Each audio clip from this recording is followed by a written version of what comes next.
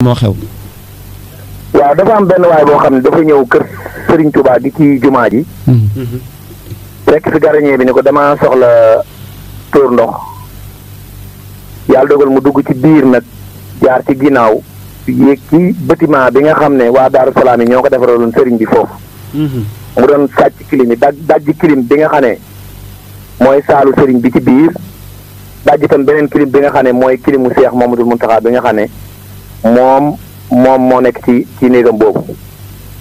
yàlla dogal na nag gis nañ ko ba jàpp ko mbooloo mi songoon nañ ko ngir xaw koo rey waaye sawe nañ ko ba yàlla dogal nañ police ci gaawaayam ak sapeur pompier yàlla dogal na waa ji teg nañ ko loxo mi ngi nii nag xam naa duma yi dafa metti ba ñu ngi ko yóbbu hôpitalu Jannatu commissaire yi taxaw na ci taxawaay bu am solo ndax yeble na fa saasa bi mbir yi amee rek la tànk waa ji ba muy daataan génn bay daw rek jàpp nañ ko. jébbal nañ ko police yu Jannatu ñoom ñu ngi ubbi ab l'enquête ci moom. loolu mooy li nga xam ne moo xew léegi nii présentement. lan ngeen fekk ci loxo yi. lu ngeen fekk mu yor ko loxo yi dara de.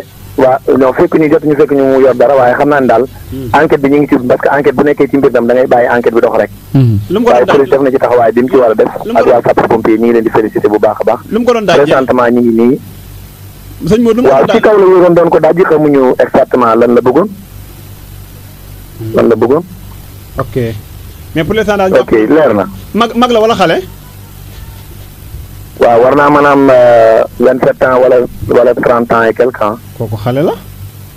pour le moment loolu rek la waaw ñu ngi leen di gërëm leen bu baax a baax. jërëjëf am na solo. di jël ci xaarim li mu doon wax noonu ci opération moto yi. fan yi gis ngeen démb ak barki démb police ànd ak daayira Xudaamul Xadim ngir lëkkaloo boo xam ne sëriñ bi ci ndigalu sëñ am sam sëñ